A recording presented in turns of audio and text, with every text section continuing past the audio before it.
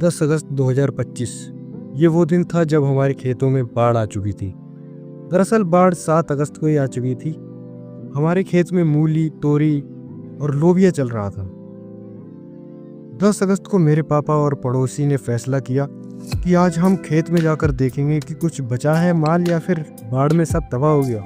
तो हमने बगीचे के रास्ते जाने का डिसाइड किया और वो रास्ता पूरी तरह से घास से भरा हुआ था।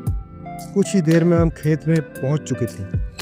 वहां पहुंचकर हमने देखा कि जो मूली का खेत था उसमें जो मूली थी वो यमुना नदी के सड़े हुए पानी की वजह से सड़ चुकी थी, लेकिन जो घास थी वो वैसी की वैसी थी। वाह! कुछ देर बाद हम तोरी के खेत में गए। उसमें भी यमुना का पानी जा चुका था, लेकिन ज़्यादा समय के लिए यमुना का पानी तोरी के खेत में रुक नहीं पाया था, इसलिए बहुत सारी तोरी खराब हो चुकी थी, लेकिन बहुत सारी सही निकल रही थी। फिर हमने तोरी काटना शुरू किया। उनमें से बहुत सारी तोरी सड़ चुकी थी, बहुत सारी मोटी हो चुकी थी और उनमें से बहुत बुरी बदबू आ रही थी। हमने धीरे धीरे करके सारी तोरी काट ली और उन सारी तोरी को 2 तसलों में भर लिया और एक तसले को मेरे पापा ने सर पर उठाया और एक तसले को मैंने। हम आए तो बाग के रास्ते थे, लेकिन हम जा रहे थे खेतों के रास्ते और वो रास्ता बहुत ही फिसलन भरा था। आधे रास्ते हम पहुंच पाए और मैं अचानक बहुत तेज फिसल कर गिर पड़ा। जैसे ही मैं गिरा वैसे ही मेरे सर से तसला बहुत तेज नीचे गिरा और वो टूट गया और सारी तोरी नीचे बिखर गई। और जैसे ही मैं गिरा मेरे पापा ने ये नहीं बोला कि बेटा चोट तो नहीं लगी तुझे, नहीं, उन्होंने कहा कि तुझे कुछ करना ही नहीं आता है, तुझसे कुछ होगा ही नहीं, तुझे बिल्कुल अकल नहीं है और कल से जिम मत जाइए नहीं तो मारूंगा बहुत। ये सब कहकर वो आगे निकल गए और मैंने धीरे धीरे सारी तोरी उठाकर तसले में रखी दोबारा और उन्हें घर ले आया। इस वीडियो के माध्यम से मैं सिर्फ ये कहना चाहता हूँ कि मेरे गिरने से जिम का क्या संबंध था भाई। ये सुनकर आप लोगों को हंसी आ रही होगी, लेकिन जब आप इन लोगों का सामना करोगे तो आपको इतना गुस्सा आएगा ना कि आप रह ही नहीं पाओगे इन लोगों के बीच। और मुझे याद है मेरे पापा भी कई बार गिर चुके हैं खेत में काम करते करते।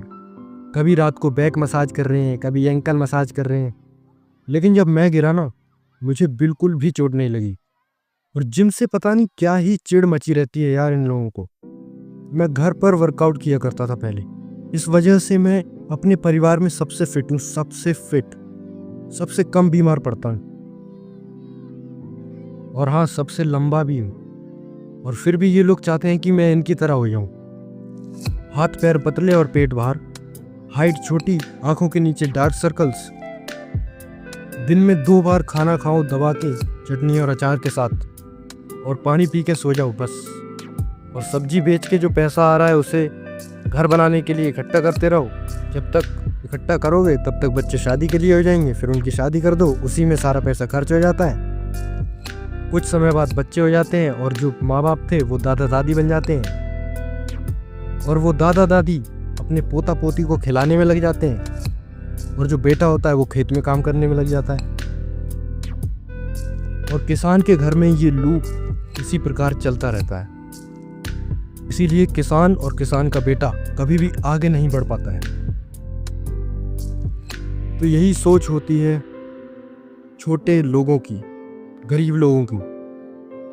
और अगर आपके पास भी ऐसे गरीब लोग हैं, ऐसी छोटी सोच रखने वाले लोग हैं, तो आप उनसे भाग तो नहीं सकते हो, लेकिन आप उन जैसी सोच रखने वालों से अपनी सोच को अलग जरूर बना सकते हो, मेरे जैसे लोगों को फॉलो करके। तो इस वीडियो में इतना ही, आगे बनाते रहेंगे वीडियो।